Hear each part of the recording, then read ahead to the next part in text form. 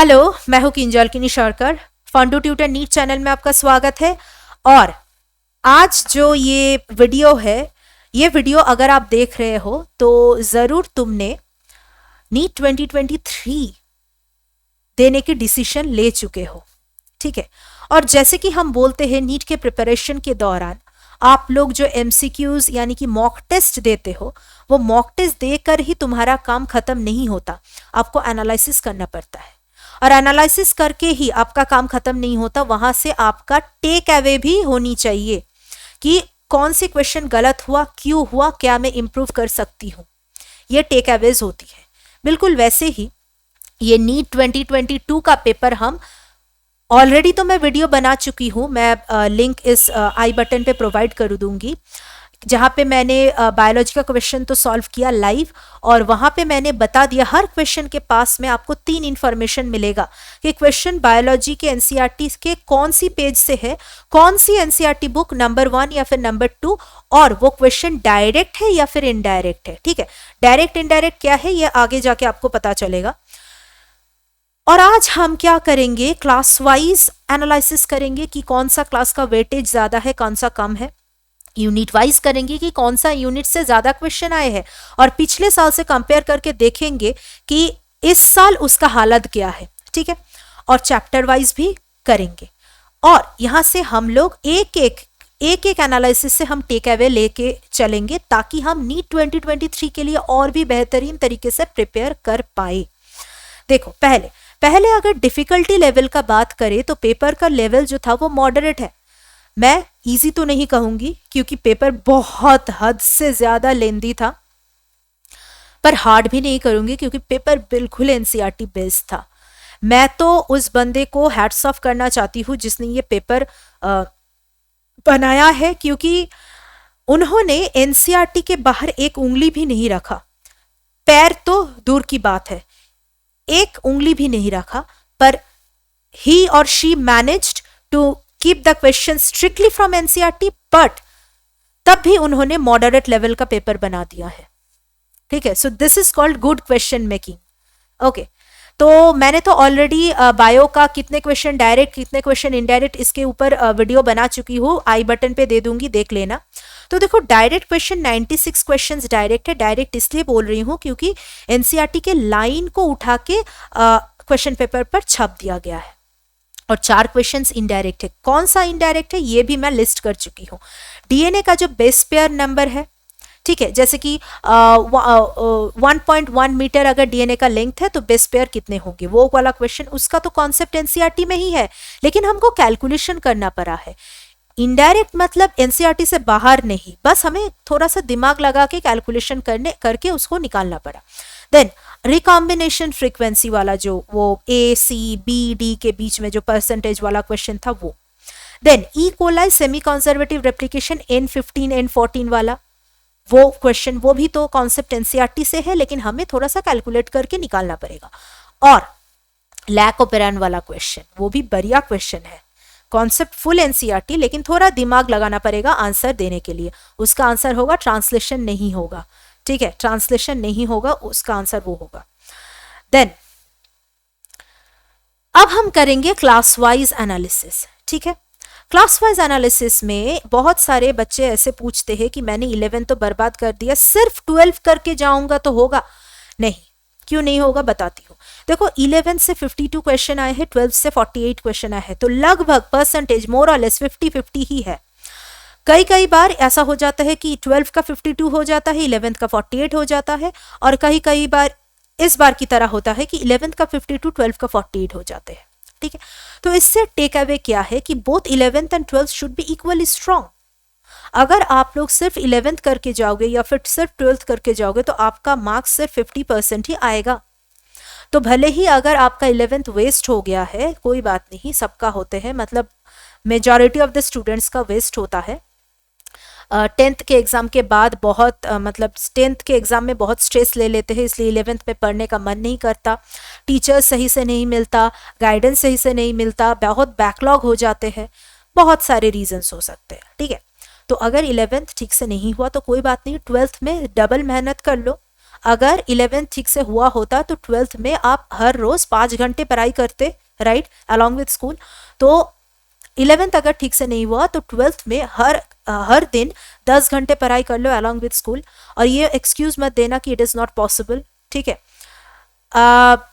many great people are there on YouTube जिन्होंने अपनी journey share किया है। they are in sitting in prestigious medical colleges in the country। उन्होंने बताया कि बस में जाते जाते वो पढ़ते थे, ठीक है, स्कूल बस में जाते जाते that person used to read NCERT book.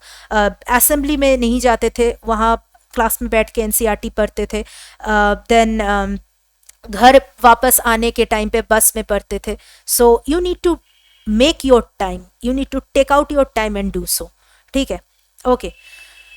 अब चलो यूनिट वाइज एनालिसिस पे। देखो जेनेटिक्स से मैंने एनालिसिस जब कर दिया था, मैंने बोल दिया था कि जेनेटिक्स से और ह्यूमन फिजियोलॉजी से सबसे ज्यादा क्वेश्चंस आते हैं।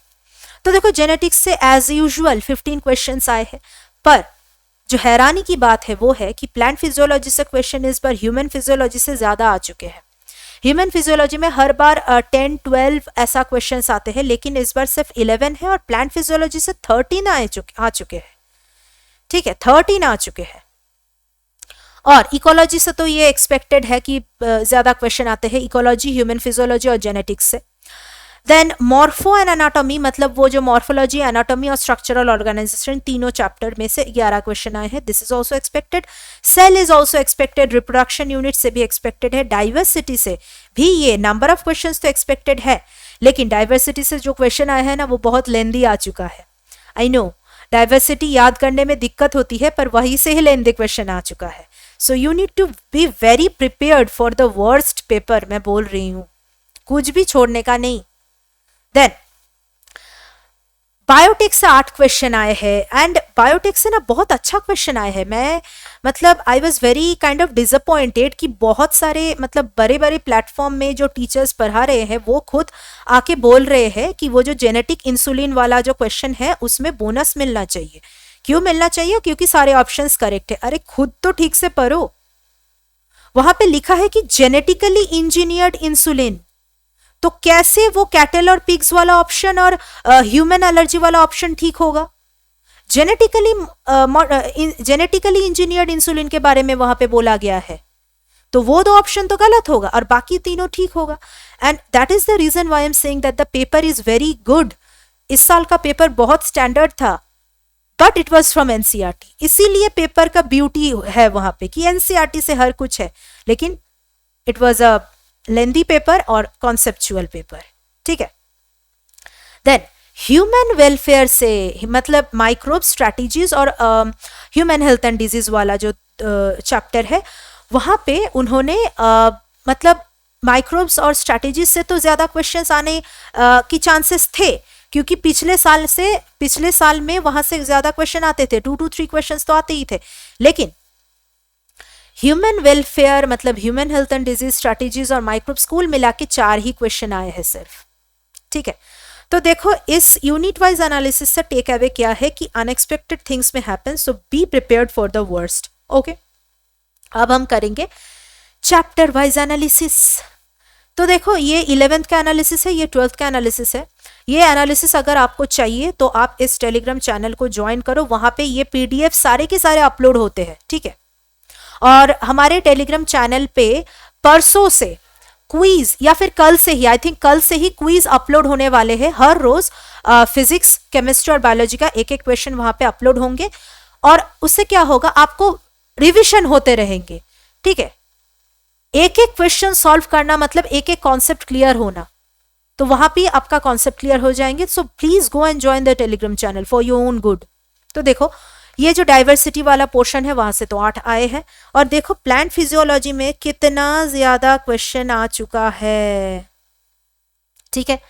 और देखो ये जो रेस्पिरेशन इन प्लांट्स थे वहां से तो बहुत डायरेक्ट क्वेश्चन आए हैं कि फार्मेंटेशन में एनर्जी रिलीज वाला क्वेश्चन लेस देन 7%, और एक क्वेश्चन था ग्लाइकोलाइसिस का नेट एटीपी, वो भी मतलब बहुत गलत कर चुके हैं बहुत स्टूडेंट्स ने। वहां पे नेट पूछा है, ग्रॉस नहीं पूछा है। अगर ग्रॉस पूछा होता तब आप लोग वो एनएडीपी वाला एटीपी भी कंसिडर करते, ठीक है, लेकिन वहां पे नेट पूछा है तो पहले 2 एटीपी यूज हो रहा है और बाद में 4 एटीपी बन रहे हैं, तो एटीपी जो बन रहे हैं उससे जो यूज हो रहे हैं उनको माइनस कर दो, तो 4 minus 2 equal to 2, that is the net gain. और नेट गेन ही पूछा है, ग्रॉस नहीं पूछा है, ठीक है। तो देखो बारीकी में जाना पड़ेगा आपको क्वेश्चन सॉल्व करने के लिए। डन। देन ह्यूमन फिजियोलॉजी से देखो कंपैरेटिवली कम क्वेश्चन आए हैं, ठीक है, बट क्या पता अगले साल उल्लू बना दे सकते हैं। ह्यूमन फिजियोलॉजी से धराधर मान लो 15 क्वेश्चन आ गए और प्लांट फिजियोलॉजी से एक भी क्वेश्चन नहीं आया, ये भी हो सकता है, अनएक्सपेक्टेड चीजें हो सकता है भाई, ठीक है। मतलब नीट का पेपर ना लाइफ की तरह ही अनएक्सपेक्टेड है, क्योंकि नीट का पेपर तुम्हारे लाइफ का ही हिस्सा है, ठीक है। अब देखो क्लास 12 का जो पेपर है वहां से देखो, ये तो यूनिट हो गया। अब देखो ये जो आपका जेनेटिक्स का यूनिट है वहां पे मॉलिक्यूलर बेसिस ऑफ इनहेरिटेंस से 9 क्वेश्चन आए थे पिछले साल, लेकिन इस बार उन्होंने 2 क्वेश्चन यहाँ पे कम कर दिया और principles of inheritance and variations में 6 क्वेश्चन डाल दिए, ठीक है। So this things can happen, और हमने तो डिस्कस ही कर लिया बाकी सब चीजें। अब देखो इससे टेक अवे क्या हो सकता है। Take away, final take away ये है कि पेपर जो था वो एनालिटिकल था, सिर्फ रट्टा मारने से नहीं होगा, आपका कॉन्सेप्ट्स भी क्लियर होनी चाहिए, ठीक है। मैं बार बार चिल्ला के अपनी एनालिसिस नहीं, डिस्कशन वीडियो जहाँ पे मैं सॉल्व कर रही थी बायो का क्वेश्चन, केमिस्ट्री का क्वेश्चन, मैं बार बार बोल रही थी कि पेपर बिल्कुल एनसीईआरटी से है, लेकिन वो ये टेस्ट करना चाहते हैं कि क्या तुम सिर्फ रट्टा मार के आए हो विदाउट क्लियरिंग द कॉन्सेप्ट, या फिर तुम्हारा कॉन्सेप्ट भी क्रिस्टल क्लियर है और तुम रट्टा भी मार सकते हो। ये दोनों चीजें वो लोग मतलब टेस्ट करेंगे। देन पेपर तो पूरा एनसीईआरटी बेस्ड है, एनसीईआरटी से बाहर जाने की कोई ज़रूरत नहीं है। मैंने ऑलरेडी यहाँ पे वीडियो बना चुकी हूँ, मैं आई बटन पे लिंक प्रोवाइड कर दूंगी कि मास्टर प्लान फॉर बायोलॉजी, वहाँ पे मैंने डिटेल में डिस्कस कर लिया कि क्या क्या पढ़ना है क्या क्या नहीं पढ़ना है, ओके। तो उसको जाके फॉलो करो, देखो वीडियो को। अब देखो प्रैक्टिस हमें क्या क्या करना पड़ेगा, बहुत प्रैक्टिस करना पड़ेगा, सिर्फ मतलब पढ़ने से नहीं होगा। प्रैक्टिस हमें करना पड़ेगा statement based questions, assertion reason questions और मैच द कॉलम क्वेश्चन, ठीक है। और सबसे इंपॉर्टेंट हमारा रीडिंग स्पीड को बढ़ाना पड़ेगा, क्योंकि देखो क्वेश्चन इतना लेंदी था, अगर तुम्हारा रीडिंग स्पीड सही होता ना तो तुम बहुत अच्छे से आराम से सब क्वेश्चंस करके आ सकते थे। आपका मतलब जल्दबाजी नहीं होता, ठीक है, जल्दबाजी नहीं होता, तो आपका रीडिंग स्पीड इंक्रीज होना चाहिए, ठीक है। और रीडिंग स्पीड कब इंक्रीज होगा, जब तुम बहुत बार रिवाइज करोगे तो अपने आप ही रीडिंग स्पीड इंक्रीज हो जाएगा, ठीक है। ओके, तो मैं तो इतनी सारी बात बोल दी, और ये सुन लो 27 जुलाई से यानी कि अगले वेडनेसडे से यूट्यूब पे हर रोज लाइव क्लासेस होंगे, फुल सिलेबस कवरेज होंगे नीट 2023 के लिए। तो लाइव क्लासेस में क्या होगा, यूट्यूब में आपका क्लास एनसीईआरटी बेस्ड होंगे, कॉन्सेप्ट लर्निंग होंगे और हर क्लास में क्वेश्चन सॉल्व किया जाएंगे। एक एक क्लास में हम जो टॉपिक्स करेंगे उस टॉपिक से मतलब पीवाईक्यूज जो आए हैं उनको भी हम सॉल्व कर लेंगे हैंड टू हैंड, और जो पीपीटीज और डिटेल नोट्स होंगे, ठीक है, वो आपको इस टेलीग्राम चैनल पे मिल जाएगा। So go and join this Telegram channel. और ये मत सोचना कि नीट 2023 के लिए हम लोग पढ़ा रहे हैं इसका मतलब हम ऊपर ऊपर से चलेंगे, एक साल में जल्दी जल्दी कंप्लीट कर देंगे, ऐसा नहीं है। हम बिल्कुल बेसिक लेवल से लेके 0 to हीरो तक जाएंगे, बेसिकली सिंपल सी बात, लेकिन हमारा स्पीड भी बना रहेगा। ऐसा भी नहीं लगना चाहिए कि बहुत कम पोर्शन कंप्लीट हुआ है, इतनी धीरे से क्यों चल रही है, आपको ऐसा भी नहीं लगेगा और कोई कॉन्सेप्ट भी नहीं छूटेगा, ठीक है, ओके। और हमारा सिलेबस पूरा कंप्लीट होगा यूट्यूब पे, और उसके बाद हमारे यूट्यूब पे आएंगे marathon sessions, one shot sessions, MCQ sessions, most important question और क्या नहीं, सब कुछ मिलने वाला है। सो अगर आप लोगों को मतलब मैंने अपने वीडियो में ऑलरेडी बोल दिया कि अगर आपको एक टीचर से पढ़ना है तो उनसे ही पढ़ना है, don't go to anyone else, क्योंकि आपको कंफ्यूजन हो जाएगा उससे, ठीक है। So if you would like to study from me, you can subscribe to this channel। मैं बायोलॉजी और केमिस्ट्री दोनों पढ़ाऊंगी, मेरी बायोलॉजी और केमिस्ट्री का टीचिंग का वीडियो इस चैनल में पड़ा हुआ है, you can go and watch and understand whether I am the perfect teacher for you. आपका मैं डाउट मतलब मुझसे पढ़ने के बाद आपका कॉन्सेप्ट क्लियर हो रहा है कि नहीं, you can check it out, already है यूट्यूब पे। और देखो यूट्यूब हाँ, क्लास टाइमिंग बायोलॉजी का क्लास टाइमिंग मैं बता देती हूँ, जब मैं केमिस्ट्री का स्ट्रैटेजी लाऊंगी तो केमिस्ट्री का क्लास टाइमिंग मैं बता दूंगी। बायोलॉजी का 7 to 8 PM होगा, मंडे टू फ्राइडे हर रोज होगा, ठीक है। सैटरडे संडे आपका रिविजन के लिए, मॉक टेस्ट के लिए मैं रख रही हूँ। और हम शुरू करेंगे पहले cell the unit of life से, क्योंकि वो चैप्टर, वो जो यूनिट है सेल, बायोमोलिक्यूल और सेल साइकिल, सेल डिविजन, वो अगर ठीक से कर पाओगे ना तो आपका जेनेटिक्स बहुत ईजी हो जाएगा। और जेनेटिक्स अगर ईजी हो गया तो बायोटेक बहुत ईजी हो जाएगा, ठीक है। और बायोटेक अगर बहुत इजी हो गया तो स्ट्रैटेजीज इन एनहांसमेंट भी आप लोग समझ पाओगे, ठीक है। और रिप्रोडक्शन यूनिट, बाकी फलाना फलाना यूनिट भी समझने में आपको आसानी होगी, ठीक है। इवन आपका अगर सेल का कॉन्सेप्ट और सेल डिवीजन का कॉन्सेप्ट क्लियर है तो आप वो हैप्लॉन्टिक, डिप्लॉन्टिक वो भी समझ पाओगे ठीक से, ठीक है। डन। तो पहले हम शुरू करेंगे सेल यूनिट से, ओके।